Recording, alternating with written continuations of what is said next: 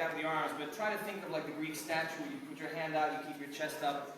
And the thing I do when I'm standing in my booth is I try not to stretch my neck upwards or stretch it in any direction. I try to stand with my neck facing downwards. That's the biggest thing that helps me. And I notice that I constantly have to remind myself, take after take, to do all these tips. So the first difference between having your posture correct would be like, na na na na na. And then if you have your posture correct, you really open your mouth and go, na na na na na na. It's a little bit of a subtle difference, but it feels a lot better, and you get louder volume. The second thing that's really difficult for me is because I started in a cover band, or in a lot of cover bands, and my main purpose was to try and imitate my favorite artists. I got really good at making different sounds with my voice. I like Jonathan Davis, I like Corey Taylor and all these guys.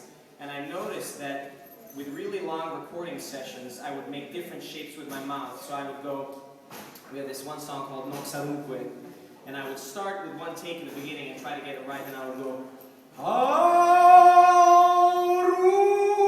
And then after a while I would get a little bit tired from doing a bunch of takes, and I would go, Harum! And then after a while, when I recorded like 5 takes, I would notice that the first one would be like, Harum! And it would get really choppy. So between each and every take, I would have to be like, okay, head, posture, formant of the mouth. The second thing I noticed is that besides the formant of the mouth, I really had to open the mouth, because especially in the intimate parts, when you get really close to the mic, you'd be like, you can't really do what you're saying, so you want to be and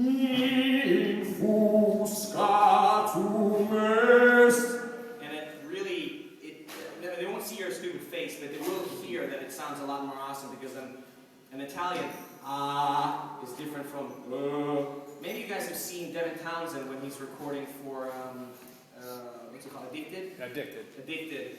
He goes, he's focusing so much on the notes, and he's going, to learn! And then after he's like, learn, what the hell does learn mean? And then he has to remind himself, he's like, to learn!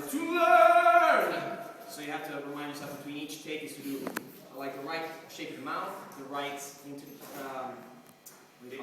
diction and accent in the vocals and that kind of thing. What else? Alright, pitch drifting. This is something that I got really annoyed with yesterday. So, how many of you guys saw the Means End set yesterday? Woo! Alright, cool. I'm glad you enjoyed it. We watched it afterwards, and I was really disappointed because a really bad habit I have, well, first of all, I didn't hear myself on stage, but a really bad habit I have is doing 2 semitones and then up to the tone. So if I'm going to do it, I would always do, in other words, start at, and that can be a cool artsy thing to do, like, za, ma, na, na, ma, something like that, but only do that if that's your purpose. You'll notice that opera singers ease in the notes because they want to make sure that they land straight on it. They'll do it faster and faster when they get good at it, but they never go, they'll go, and ease into straight onto the note unless it's their purpose. And the same thing is valid on the end of the notes when you're going, don't end it like that. You want to land, and that way the reverb will ring out on that same note. Sounds a lot cooler. Otherwise, the reverb will ring out on something that's out of key with the music that you're playing in. And also, one thing to remember, this is you doing post-editing, is if you're changing keys from one part where you're singing loud to the next key, the reverb will keep the old note. So if you change keys, you have to make sure that you end on a note that's in harmony with the next key that that section starts with. I can give an example of that. Avoiding glottal sounds. So glottal sounds is really what growling is. Everything has to do with like the glottis that makes those swallowing and chewing sounds. And it sounds really cool in recording to start a tone with a percussive force, like but it's really bad for you, and it is sort of bad technique, and it doesn't let you ease in and out of things. So you'll notice if you go instead of going ending. Also, you'll be able to guess what note you're going in a lot better if you ease it in. That doesn't mean you have to start way ahead of the note. ease the notes in instead of having like a sound in it, and it won't ruin your voice. Dynamics. Dynamics really make the music different. I work a lot with volume, and when you work with volume and the shape of your mouth and a lot of other stuff, you can get really cool effects. So we have this one part in one of the songs where it goes, okay, so let me show you what the notes would be like without dynamics in the volume. I was told that the truth is, but what you want to do is, if you mix in dynamics and vibrato, you go, I was told that the truth is, and you can raise, what else? C and Knox. I'll give some examples with music later. I can sing along to show you. Let's see, what else? Vibrato. This is super cool. Vibrato sounds really neat, but also, you don't want to put it everywhere just because you can. So we have this one part in Non Sarunque where the note is held out. Let's see. Well, it doesn't matter. The point is you don't have to go. Mi fusca tu me. It sounds sort of retarded after a while. It is cool to have vibrato easing it in at the end, or starting with vibrato and then going out clean. It's almost more impressive to keep a really super high note that's entirely flat and on key.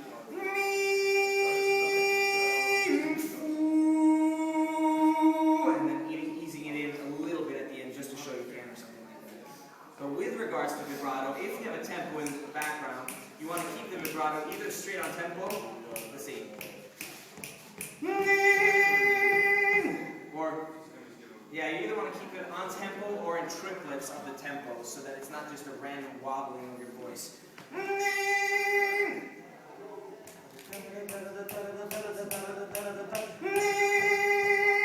Like that. So that's pretty much it with vibrato.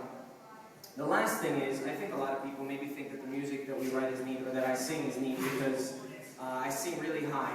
I think I have a pretty naturally high registry, but the stuff that I do, especially in Lost in, no, not Lost in, what's Essence called nowadays? Ominous Notions. Ominous Notions, the one that we made the video for online, is mostly in falsetto at the end. And what I want to do is to try and mask the falsetto and the transition from it, because a high C is pretty much the limit for the male voice. I can take a high C if I scream it, or if I'm extremely concentrated and relaxed and do it like this with, you know, perfect posture. But going above a high C, then I have to transition to head voice, and head voice is essentially falsetto, which is which sounds sort of sissy, and if you take away the airiness of it, it sounds a little bit cooler. So what I do is run around the house, in the kitchen, when I cook, when I'm in the shower, and everywhere, and just sing it falsetto all the time. Yesterday we were singing along to Devin Townsend in the car, and they have this woman that sings, "So cold tonight where the river flows," and that's perfect practice to getting your falsetto. You really need to practice it all the time. And yeah, at the end of Ominous Notions, the falsetto there is just extremely difficult because it starts with a C, which I take in full voice. Give me a C. What's a C?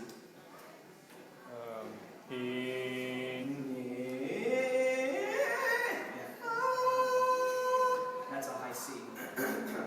I'll attempt, and you're allowed to laugh. Let's see.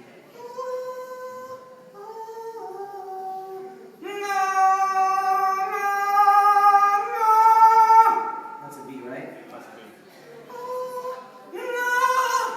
So hard. Extremely difficult. So that's the first notes.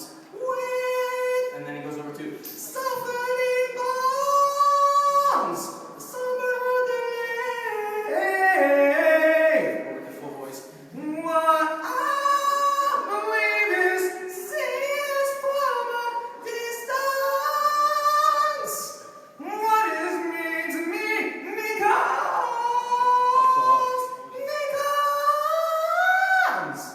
And it's just, it hurts my head. So that's singing in that voice. Alright, so I just wanted to let you guys laugh a bit at the old versions of every song that we have. So let's start with Ominous Notions. That is...